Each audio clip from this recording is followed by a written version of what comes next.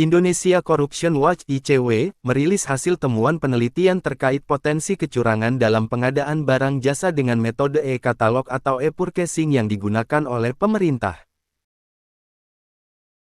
Penelitian ini menganalisis risiko kecurangan dalam dua hal, yaitu tahap memasukkan komoditas ke dalam e-katalog dan tahap pembelian barang melalui metode negosiasi harga.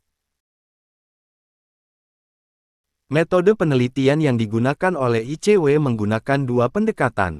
Pertama, studi literatur untuk mengumpulkan informasi dan data yang relevan terkait proses pengadaan barang jasa dengan metode e-purchasing. Kedua, wawancara dan diskusi kelompok terfokus FGD dengan Lembaga Kebijakan Pengadaan Barang Jasa Pemerintah LKPP untuk mengonfirmasi proses pengadaan dan menggali potensi kecurangan yang pernah terjadi. Berdasarkan dokumen publikasi hasil penelitian ICW, diketahui terdapat 8 potensi kecurangan yang dapat muncul dalam proses e-purchasing. Potensi kecurangan tersebut antara lain: pertama, adanya persekongkolan antara penyedia di katalog elektronik dengan pejabat pembuat paket, pejabat pengadaan dan pejabat pembuat komitmen untuk pengaturan harga. Persekongkolan yang dimaksud adalah adanya komunikasi yang dilakukan oleh PPPPK selaku pihak yang membuat paket di dalam sistem katalog elektronik dengan penyedia.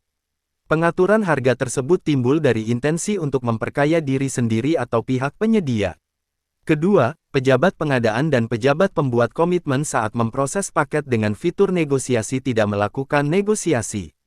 Hal ini akan meningkatkan anggaran belanja sehingga berpotensi menimbulkan pemborosan keuangan negara. Dalam sistem katalog elektronik, harga yang ditawarkan oleh penyedia merupakan harga termahal.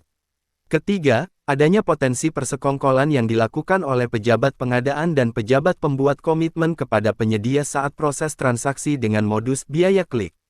Saat proses pemilihan barang, PPPPK berwenang untuk memilih barang berdasarkan kebutuhan. Agar barang dapat dibeli, maka pejabat pengadaan dan pejabat pembuat komitmen meminta biaya klik kepada penyedia atau penyedia memberikan suap kepada PP dan PPK sebagai imbalan karena sudah membeli barang tersebut. Keempat, adanya potensi PPK tidak melakukan pemeriksaan terhadap barang yang dikirimkan oleh distributor. Akibatnya, barang yang diterima tidak sesuai dengan spesifikasi yang ditawarkan oleh distributor di dalam sistem katalog elektronik. Kelima, adanya ongkos kirim fiktif yang diatur antara penyedia dan PP atau PPK. Ongkos kirim yang diterima oleh penyedia akan diberikan kepada PPPPK saat mengambil barang ke lokasi penyedia. Keenam, persekongkolan dalam pengaturan ongkos kirim. Selisih nilai ongkos kirim diberikan kepada PP dan PPK oleh penyedia. Caranya, pada saat melakukan proses pembelian, PP atau PPK berkomunikasi dengan pihak penyedia untuk mengirimkan barang ke lokasi yang bukan merupakan lokasi dibutuhkannya barang.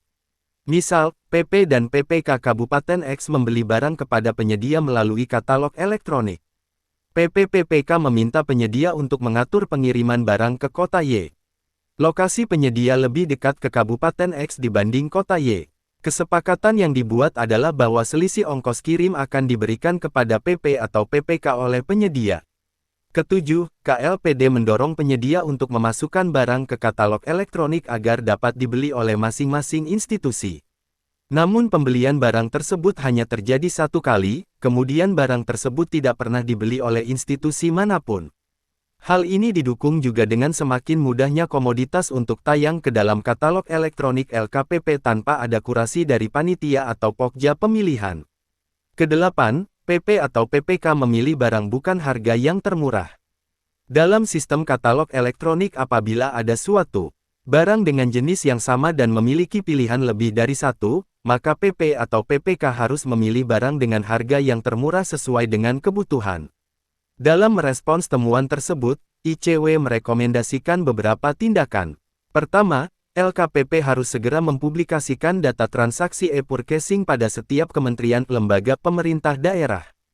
Kedua, LKPP perlu membuat satu kanal publik untuk pemantauan terhadap proses verifikasi dan pencantuman produk dalam katalog elektronik untuk mencegah persekongkolan. Ketiga, proses verifikasi penyelesaian paket harus dilengkapi dengan mekanisme pemeriksaan kesesuaian barang jasa yang dikirimkan dengan spesifikasi di katalog elektronik. Terakhir, LKPP harus memastikan bahwa ruang komunikasi antara PP atau PPK dengan penyedia terekam dalam sistem, sehingga potensi suap-menyuap dapat diminimalisir.